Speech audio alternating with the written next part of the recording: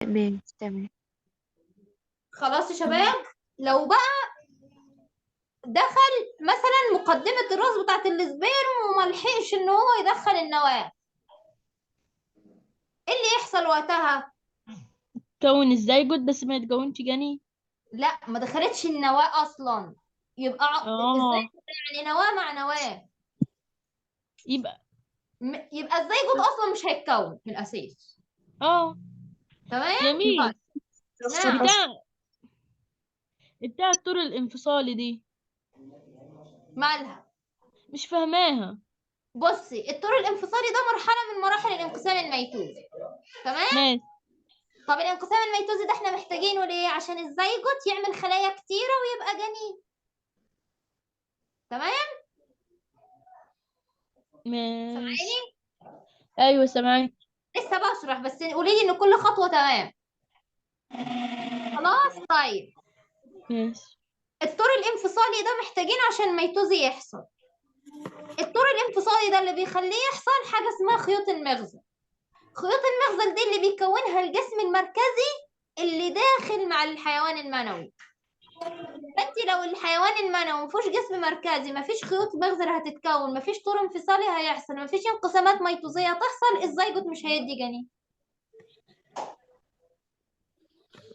ماشي. بص، ايوه. عشان كده كتب لك في المنهج يقول لك ايه؟ دور الجسم المركزي، بيلعب الجسم المركزي دور في انقسام البويضة المخصبة.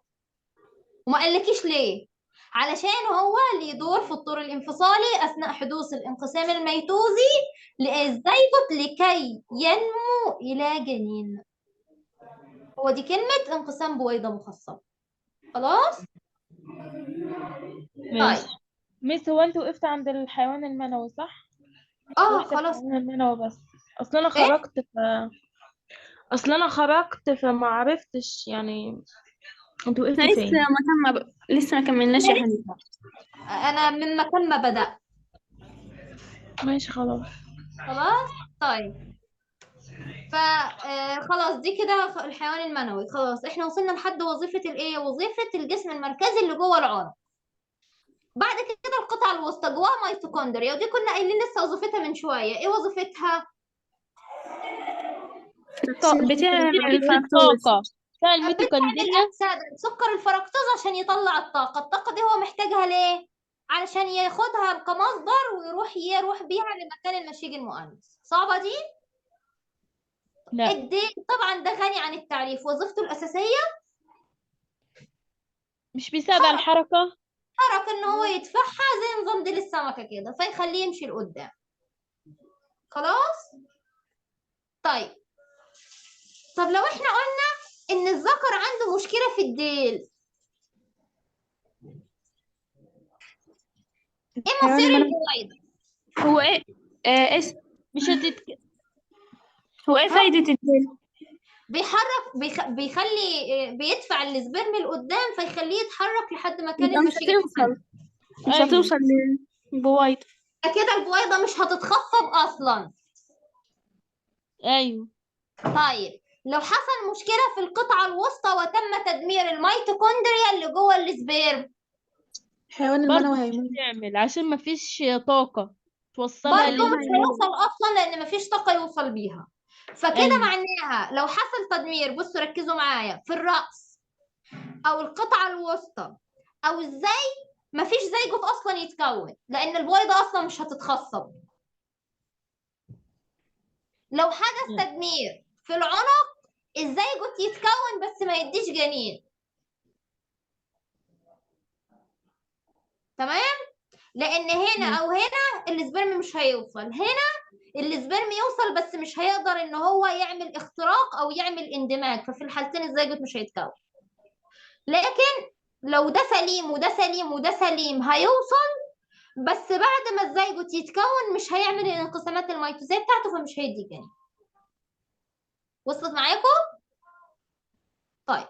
كده الذكر بكل الحاجات اللي فيه خلص. نبدأ بقى نشوف مين الأنثى. والأنثى مش هتبقى صعبة لأن احنا كنا أخدنا فيها قبل كده الجسم الأصفر وخدنا حويصلة جراف والكلام ده كله. خلاص؟ طيب. انا همسح عشان الناس اللي هتاخد سكرين. طب وضحي الصورة يا ميس عشان نلقط شاشة. اوضحها ازاي؟ الصورة مش واضحة. كده تمام ولا ايه؟ اصل لا هي مش واضحة خالص. مش واضحه. طب ما ايه؟ مش واضحة فاهمه. عندك، اللي ممكن لو واحدة واخداهم تبعتهم طب في هي واضحة الجروب. عندك يا شمس؟ تمام ماشي. حد تاني ياخدها طيب سكرين. خلاص يا طيب. ميس نعم. هو الديل لازم يكون طويل؟ بصي، هو الديل لازم يكون ليه طول معين، هو مش مقرر عليكي طبعا، بس ما ينفعش يكون اطول من الطول ده او اقصر منه، لان لو اقصر بيبقى مشكله السبرم حركته تبقى بطيئه ويموت قبل ما يوصل للبويضه، لان هو بيعيش اصلا من 2 ل3 بس، ما بيعيش اكتر من كده في جسم الانثى. فتخيلي بقى الديل قصير، الحركه بتاعته بطيئه جدا، فيجي عليه ايام عمره وهو لسه ما وصلهاش. ولازم يبقى ستريت مستقيم. في بقى دي طبعا انت بتقولي ده من انواع تشوهات الحيوانات المنويه، ان في سبيرم بيبقى الديل بتاعه عامل كده شبه خطاف كده، ده يقعد يلف حوالين نفسه ما يمشيش لقدام. وفي سبيرم بيبقى بديلين، بيبقى مشتت في الحركه بتاعته. وفي سبيرم بيبقى براسين، دي كلها تشوهات. براسين ده مشكلته كبيرة برضو، اللي هو ما بيبقى وزنه تقيل، فبياخد وقت على ما بيوصل للبويضة فبيموت قبل ما بيوصل. وفي سبرم بيبقى راسه مدورة مش مستدق، فوقتها ده مش بيقدر يعمل اختراق للبويضة. ماشي. خلاص طيب. نبدأ دلوقتي نشوف الأنثى. نبدأ ناخد أول حاجة الجهاز التناسلي الأنثوي، وبعدين مراحل تكوين البويضة. هم زي بتوع الإيه، زي بتوع الذكر، بس في مرحلة طبعا هنستغنى عنها مش محتاجينها. فكركم أنهي مرحلة اللي الأنثى مش محتاجاها في تكوين البويضة؟ تكون الحيوان المنوي، يا البويضة عندها موجودة. يا حبيبتي التشكل النهائي. قصدي تركيب التركيب. التشكل النهائي، برافو عليك. أنا بتكلم على أنهي مرحلة من ال4 مراحل اللي احتاجهم الحيوان المنوي. ال4 دول هتحتاج زيهم البويضة، بس في واحدة مش هتحتاجها. التشكل النهائي، لأن كده كده التشكل البويضة النهائي لأن البويضة طبيعتها مالها ساكنة، والتشكل النهائي عشان نحول الخلية الساكنة المتحركة. أيوة. فكده كده هي مش محتاجة بقى تشكل، لأن كده كده هي بتحتاج البويضة بتبقى ساكنة ما بتبقاش متحركة. خلاص. وبعدين هنشوف شكل البويضة عامل ازاي. البويضة دي ترتيبها بدقيقتين بالظبط. طيب، أول حاجة الجهاز التناسلي الأنثوي. التناسلي الأنثوي، يوجد الجهاز التناسلي الأنثوي كل مكوناته جوه جسم الأنثى، مفيش حاجة من مكوناته بره زي نظام الذكر كده. الذكر فيه أجزاء منه بره، لكن الأنثى كل الأجزاء بتاعتها جوه. الأنثى بيتركز الجهاز التناسلي بتاعها في منطقة الحوض، بيبقى موجود في منطقة الحوض، وبيكون مثبت بأربطة في عظام الحوض. مش ملاحظين كلمة أربطة دي كانت فين زمان؟ في العظام. ها، كانت بتعمل إيه؟ تساعد على الحركة. لا، تربط بتثبتها عشان ما عظمتين. تربط إيه؟ التمدد. تربط عظمتين ببعض. تساعد على التمدد. برافو عليكي، تربط عظمتين ببعض. طب مش ملاحظين إن الموضوع هنا حالة شاذة؟ انا مش سامع حاجة. اعملوا ميوت يا جماعة. ها؟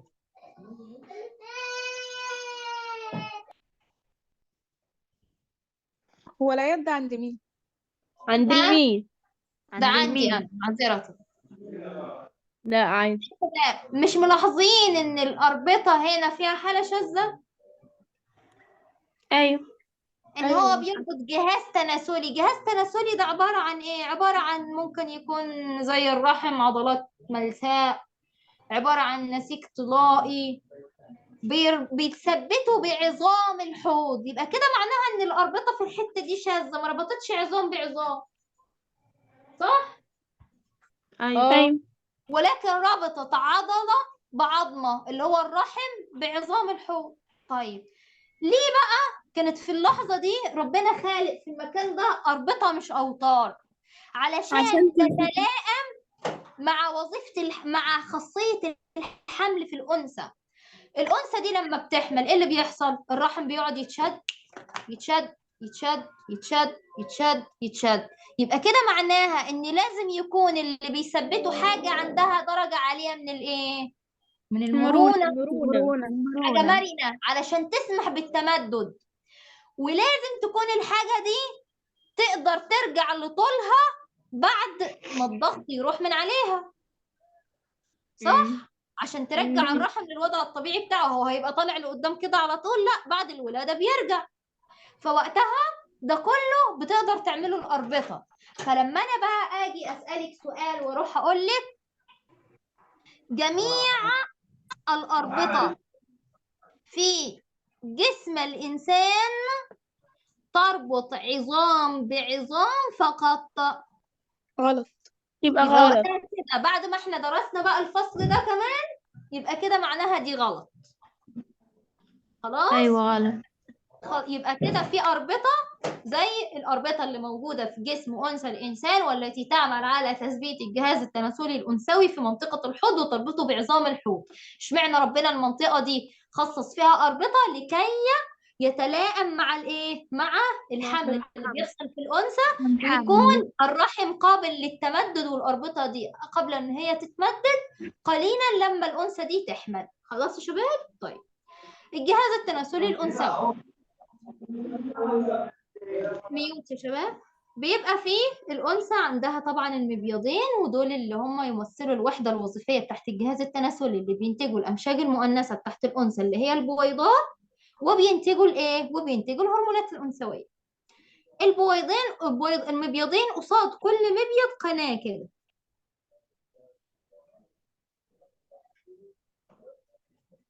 القناة دي اسمها قناة فالوب أو قناة فالوب. خلاص؟ طيب، وهنا القناتين دول بيفتحوا على الرحم. الرحم اهو، ده كله في منطقة الحوض. خلاص؟ الرحم ده نهايته كده، الحتة اللي تمثل النهاية بتاعته اسمها عنق الرحم. أنا هكتب الديتيلز كلها دلوقتي، وبعدين حاجة اسمها المهبل اللي بينتهي طبعا بالفتحة التناسلية أو فتحة المهبل بتاعة الأنثى.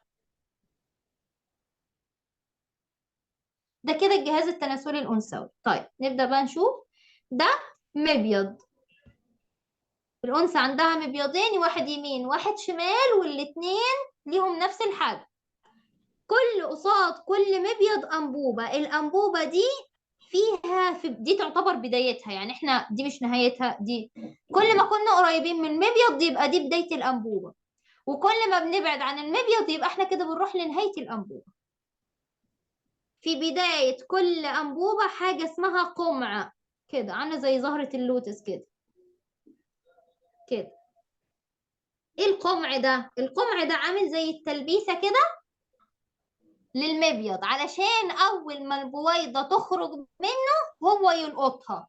المفروض إن أنثى الإنسان بتكون البويضة هنا، وبعد ما البويضة تتكون هنا الحيوان المنوي ما بيدخلش جوه المبيض، لا، هم عندهم مكان بيتقابلوا فيه، غرفة كده بيتقابلوا فيها. الغرفة دي فين؟ الثلث الأول من قناة فالوب. قناة فالوب بتبقى متقسمة 3 تلات. الحتة دي اسمها الثلث الأول من قناة فالوب. هنا بقى بتخرج البويضة هنا وتبقى متشيكة وعلى سنجة 10 وقاعدة مستنية الإسبير. هي خلاص اتكونت وخرجت من المبيض ومستنية الإسبرم يجي لها. الإسبرم يجي لها، بعد ما يجي لها تروح هي ايه؟ تروح هي تمشي خلاص، بعد ما تتخصب تمشي بقى وتسقط فين؟ في الرحم، علشان تغرس نفسها وتبدأ ايه؟ وتبدأ بقى خلاص تدي الجنين. خلاص؟ طيب، طب هي هتمشي لوحدها؟ مش انتي قلتي لي يا مس ان البويضة ايه؟ ساكنة. ساكنة. طيب ايه اللي بيحصل؟ لقينا ان قناة فالوب فيها زي الريش كده. ايه الريش ده؟ اهداب. تمام؟ دي كده اسمها اهداب قناة فالوب. تعمل ايه بقى الاهداب دي؟ تقعد تعمل كده كده. اول ما تعمل كده دي بقى تروح زايحه الايه؟ زايحه البويضه المخصبه في اتجاه ايه؟ في اتجاه الرحم، تسقط في الرحم، تغرس نفسها، يبدأ البويضة تتغذى على الدم اللي جاي من الأم لحد ما يكتمل تكوين الجنين. طيب ده كده فيما يخص وظيفة المبيض ووظيفة القمع ده عشان يلقط قلنا، وقناة فالوب قلنا علشان تميز، طبعا تتميز بان هي مكان مناسب للإخصاب، وبعد كده بتدفع البويضة في اتجاه الايه؟ الرحم. نيجي للرحم بقى، في 3 أجزاء. عضلات الرحم دي الجدران بتاعته عبارة عن عضلات ما شاء الله عندها قدرة غير طبيعية على التمدد دون أن تتمزق.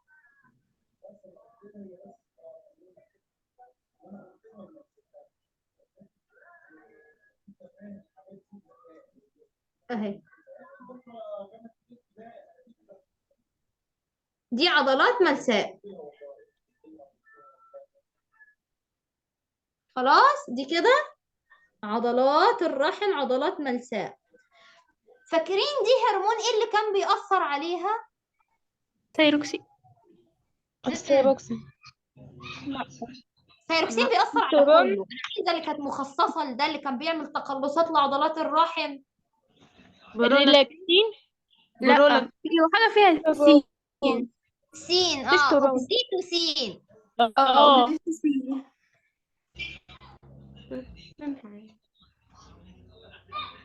خلاص طيب ده كده الاوكسيتو ايه؟ الاوكسيتوسين. فوقتها الاوكسيتوسين ده هو اللي بيأثر على عضلات الرحم، ودي كده ده اسمه تجويف الرحم، ده اللي فيه الجنين بقى، اللي هو فيه البطانة اللي بيستقر فيها الجنين. وده عنق الرحم. خلاص وده كده المهبل. المهبل ده عبارة عن قناة مخاطية كده بتسمح بسهولة انزلاق الجنين بعد ما راسه تيجي هنا. ودي كده الفتحة ايه؟ الفتحة الأنثوية التناسلية. هو جدار الرحم ده ممكن يحصل له تمزق؟ لما بياخدوا حقن طلق غلط، ماشي. حقن الطلق الزيادة، فالانقباض والانبساط الزايد بيخليه ينفجر. لكن في الحالة الطبيعية مهما يعني مهما تمدد مش بيحصل له طبعا الحمد لله تمزق، الا لو كانت واحده حامل لاول مره في عدد اطفال كتير، وقتها بيدوها حقن كده تروح تساعد ان العضله دي تقعد ترتخي ترتخي ترتخي اكتر واكتر عشان ما تتمزقش. طبعا لكم ان تتخيلوا ان الحجم الطبيعي اصلا للرحم حجم الكمثرى اصلا. سبحان تمام. الله. فيشوفوا بيتمدد لدرجة لحد ما حجم البيبي بيبقى يعني أكبر من حجم يعني ساعات البيبي بيبقى بميته كده أكبر من حجم البطيخة شوية، فهو بيتمدد لحد ما يوصل للحجم ده. خلاص طيب ده كده التركيب بتاع الأنثى. طيب كل جزء وظيفته إيه؟ المبيض بينتج البويضة وبينتج الهرمونات الأنثوية، القمع يلتقط البويضة، قناة فالوب تدفع مكان الثلث الأول منها مكان للإخصاب وتدفع البويضة المخصبة في اتجاه الرحم. عضلات الرحم هي المسؤولة عن تسهيل عملية خروج الجنين أثناء عملية الولادة بسبب الانقباضات بتاعتها. تجويف الرحم يحتوي تجويف الرحم على حاجة اسمها بطانة الرحم، اللي هي خلايا غدية كانت بتفرز هرمون، فاكرينه؟ كان في هرمون يفرز من المشيمة أو بطانة الرحم، خصيصا أكتر حاجة بطانة الرحم. هرمون آخر واحد في الأنثوية، آخر في الهرمونات الأخيرة خالص. اللي هو آخر حاجة الريلاكسين. خدناها. ريلاكسين. الريلاكسين خلاص. طيب وده عنق الرحم طبعا طول ما الولادة لسه ما جاتش معاها بيبقى عنق الرحم ده قافل كده. أول ما تلاقوه جايب لكم صورة راس البيبي تحت وعنق الرحم فاتح كده كده، يبقى ده كده معناها إن الأنثى دي في الشهر التاسع وخلاص قربت تولد. خلاص. وللعلم السائل المخاطي طبعا اللي متبطن بيه المهبل مش بس دوره انزلاق الجنين قد ما دوره طول ما الأنثى ودي حامل أنثى آنسة وكده، إن هو بيساعد إن لو في أي ميكروب حاول يدخل لجوه الرحم، فوقتها بيلتصق في الجدران المخاطية دي ويبدأ يخرج في صورة إفرازات مخاطية، يخرج بره جسم الأنثى، فتقدر تطرد الميكروب بقى. خلاص يا شباب، ده كده الجهاز التناسلي الأنثوي خلص. هنبدأ نشوف المبيض جواه ايه اللي بيحصل لحد ما البويضة بتخرج هنا. هو ايه اللي حصل لها جوه لحد ما البويضة خلاص جاهزة ان هي تخصب بقى؟ خلاص طيب همسح.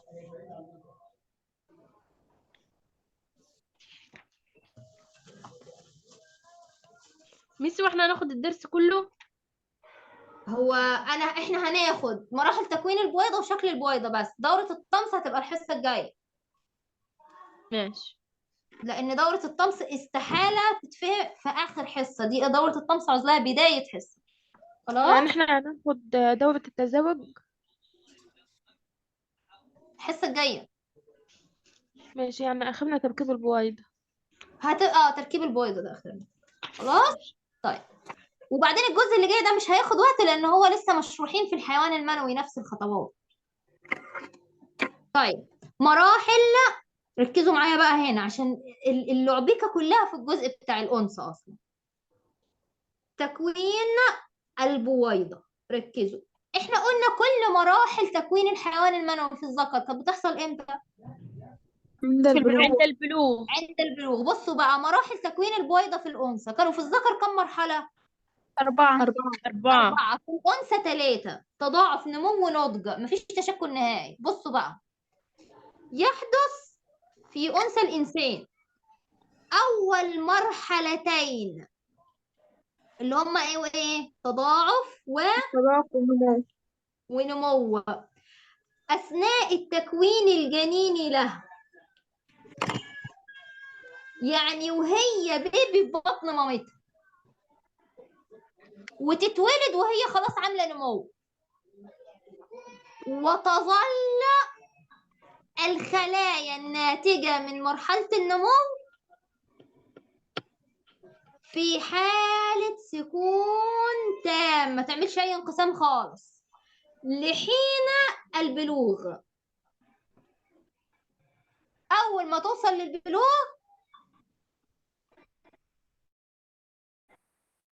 يحدث المرحلة الإيه بقى الأخيرة؟ النضج. يجي يسألك في الامتحان يقولك أكبر فجوة زمنية بين تحدث مرحلة النمو بين مرحلة النمو ومرحلة الإيه؟ ومرحلة النضج. لأن هي تخيلوا مثلا جالها البلوغ وهي عندها 11 سنة، وهي اتولدت وهي عاملة النمو، يبقى من نمو للنضج ما بينهم 11 سنة على ما عملت مرحلة النضج بتاعتها. وصلت؟ طيب نبدأ بقى نشوف. هي بتبقى في بطن مامتها، عندها خلايا جرثومية أمية في المبيض بتاعها. ركزوا تمام؟ طيب خلايا جرثومية أمية دي كام إن؟ ها؟ 2N. 2N. هتبدأ تعمل مرحلة التضاعف دي، قلنا اللي بيحدث فيها انقسام إيه؟ ميوز. لا، ما... ميتوزي. هيحدث أيوة. فيها انقسام ميتوزي.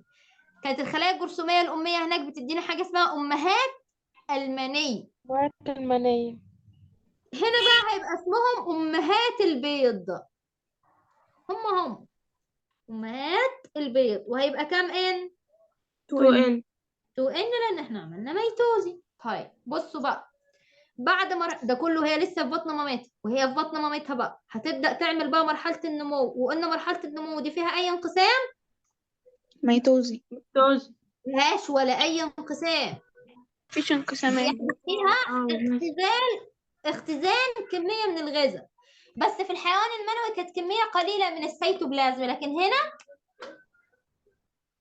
دي كمية بويضة كبيرة. هيبقى فيها كمية ايه؟ كبير. كبيرة، كبيرة. ان كده ما بتتحركش. اختزال كمية كبيرة من السيتوبلازم مقارنة بالحيوان المنوي، وتكبر في الحجم. هناك كانت أمهات البيض تكبر في الحجم وتديني خلية منوية أولية أمهات المنية هناك. بتقول أمهات البيت فاحنا هنا أمهات البيض. تدي بقى خلية بيضية أولية أولية بدل منوية أولية. 2N بقى 2N. 2N زي ما هي. ركزوا بقى، لو البويضة مشيت بنفس الخطوات بتاعة الحيوان المنوي يبقى المفروض تطلع لي في النهاية كام بويضة؟ البيضية الأولية الواحدة تطلع لي 4. 4. 4. وأنا اللي أعرفه عن المشيج المؤنث إن هو بيبقى بنفس عدد المشيج المذكر. لا. لا لا، إن هو عدده إيه؟ قليل. قليل. فلازم حاجة تتكون تكون هتضمر. أقل. حاجة تتكون تكون هتضمر بعد كده علشان تصفي لي العدد ويطلع في الآخر عدد قليل. وصلت معاكم؟ ايوه. فكانت هناك الخلية. نبدأ بقى خلاص البيبي بقى هتتولد بقى، عملت النمو هتتولد. يبقى كده تولد أنثى الإنسان ومبيضها يحتوي على خلايا خلايا بيضية بيضية أولية. أولية. لكن يولد ذكر الإنسان ويحتوي على خلايا خلايا جرثومية جرثومية أمية. أولية. خلايا جرثومية أمية. يتولد الذكر في المرحلة دي، لكن الأنثى تتولد بعد ما تعمل النمو. خلاص يبقى كده تولد الأنثى خلاص في المرحلة دي. بصوا بقى ركزوا، هنبدأ بقى في مرحلة النضج. هاخدها كده عشان تبدأ تاخد يعني تنفع المكان ينفع. مرحلة النضج دي قلنا يحدث فيها أول حاجة انقسام ميوزي أول. أول. جزء أول. أول. طبعا دي بيضية أولية طبعا كانت N 2N. هتروح بقى كانت خلايا بيضية هنا، كانت خلايا بيضية أولية، كانت خلايا منوية أولية عطتني خلايا منوية ثانوية. هنا خلايا بيضية أولية تدي خلايا بيضية ثانوية. بس بقى إيه؟ تدي واحدة بس بيضية ثانوية ومعاها حاجة اسمها جسم قطبي صغنون قوي قوي قوي قوي جدا. جسم قطبي ده N وده N. ايه الفرق ما بينهم؟ ان دي خلية بيضية ثانوية وهتكمل عشان تديني بويضة ناضجة، بس ده هيحصل له ضمور ويتحلل علشان في الآخر يطلع لي عدد محدود من الأمشاج المؤنثة. يبقى لما يجي يقول لك ايه فائدة الجسم القطبي؟ ليه فايدتين. هو لو ما كانش يتكون ما كانش هيتم اختزال عدد الصبغيات للنصف، صح ولا لا؟ أيوه. طيب يبقى وظيفته الأساسية إن هو خد النص بتاع الصبغيات التاني عشان البويضة تبقى إن أحادية. يبقى أول حاجة وظيفته الأساسية ساعد في اختزال صبغيات المشيج المؤنث عشان هو خد النص وساب له النص. كما ساعد في إنتاج عدد قليل من الإيه؟ من الأمشاج المؤنثة لأن هو بعد كده هيتحلل. دي الوظيفة بتاعة تكوينه. خلاص طيب الخلية البيضية الثانوية. بصوا ركزوا معايا بقى. فاكرين أنا قلت لكم هنا المفروض المبيض أهو تروح البويضة تخرج منه وتروح لقناة فالوب وتخصب في قناة فالوب. أيوة في التلت بصوا بقى الأول منها. السلسلة الأول منها الخلية بتخرج من البويضة من المبيض لقناة فالوب. البويضة في صورة خلية بيضية ثانوية، يعني هي بتخرج للقناة فالوب وهي عاملة انقسام ميوزي أول بس. ركزتوا؟ بتخرج من مبيض وهي عاملة ميوزي أول بس. يبقى كده الأم تتولد من بطن مامتها وهي عاملة مرحلة الإيه؟ النمو نمو. وتحتوي على خلايا بيضية أولية. تفضل الخلايا البيضية الأولية دي سنوات لحين مرحلة الإيه؟ لحين البلوغ. لما الأنثى توصل للبلوغ تبدأ تعمل انقسام ميوزي أول وتنتج خلية بيضية ثانوية. عارفين مين بيعمل الميوزي الأول ده اللي مسؤول عنه؟ اللي بيحفزوا ال FSH. دي بقى اللي اسمها نضج البويضة. المرحلة دي اللي هي اسمها مرحلة نضج الإيه؟ البويضة. إن هي تتحول من أولية لثانوية. أول ما تتحول لثانوية تخرج من المبيض لقناة فالوب وتظل في صورة خلية بيضية ثانوية. طب يا مس هتتخصب ازاي وهي بيضية ثانوية مش بويضة؟ انت على طول عمالة تقولي بويضة بويضة، يبقى دي مش المرحلة النهائية. الميوزي الثاني فين؟ بصوا بقى، بنسمي الخلية البيضية الثانوية دي ايه؟ عارفين الواحد اللي بيسيب اخر الحاجة دايما لاخر لحظة؟ اكيد يا ثانوية انتوا عارفين الموضوع ده. أيوة. تمام.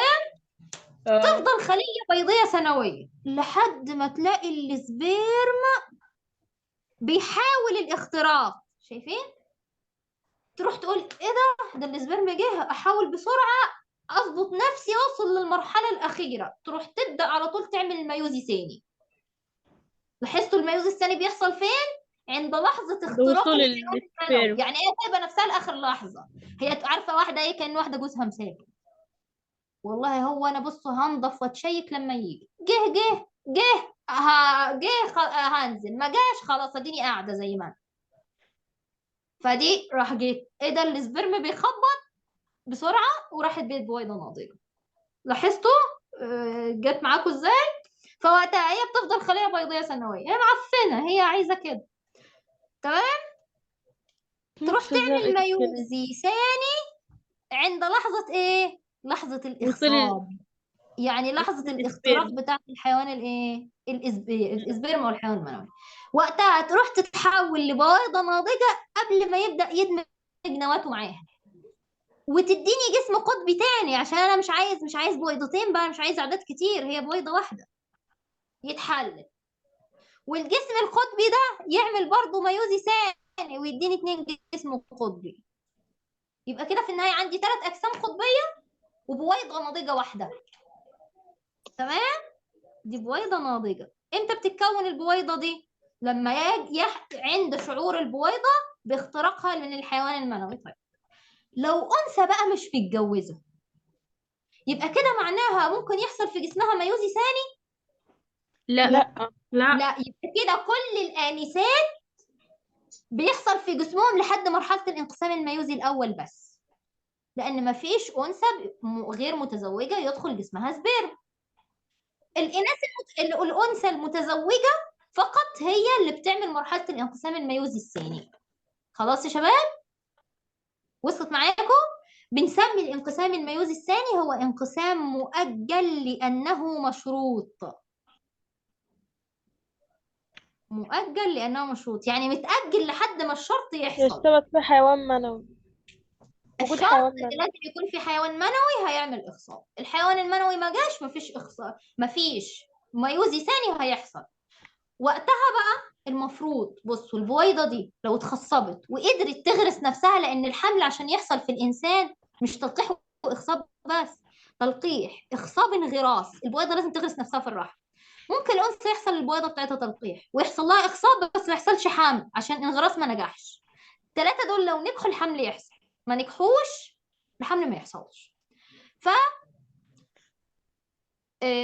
الأنثى لو نجح الحمل التلقيح والإخصاب والانغراس يحدث حمل. ده اللي احنا هناخده الحصة الجاية.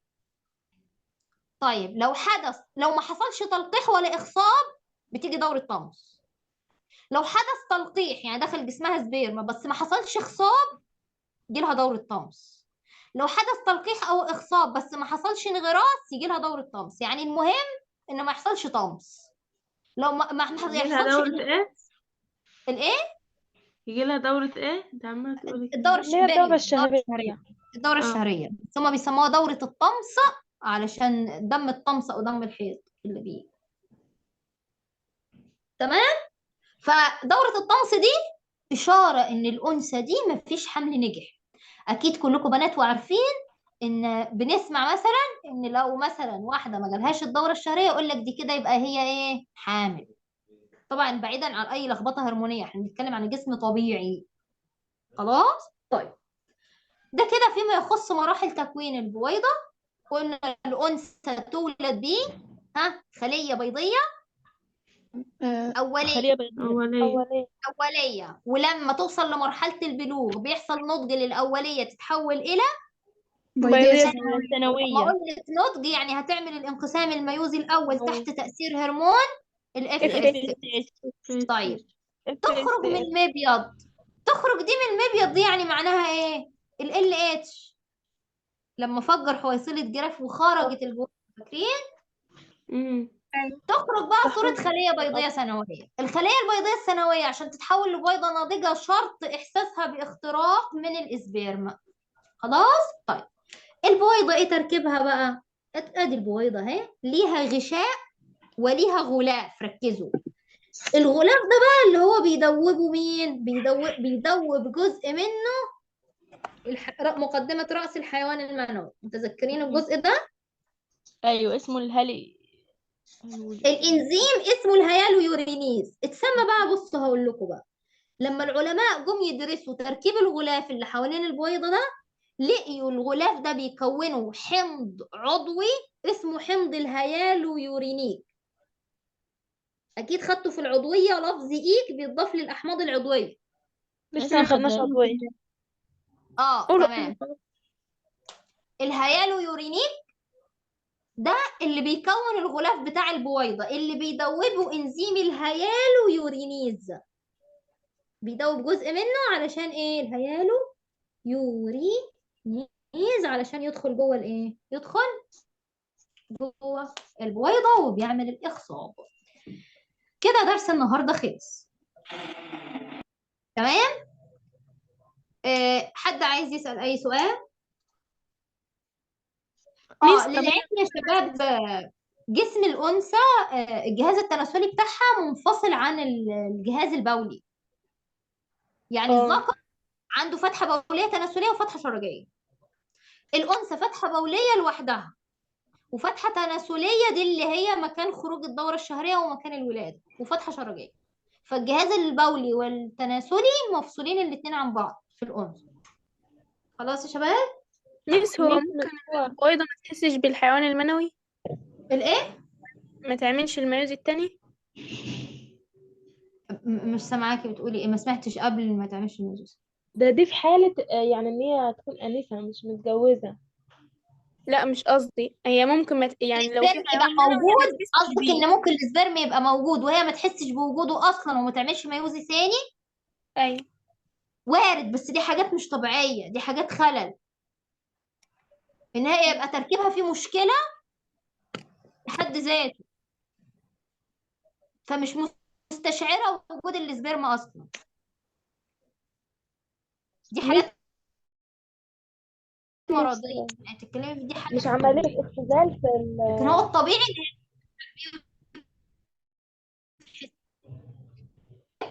ان عملية الاختزال دي تقولوا أهميتها. ايه. عملية الاختزال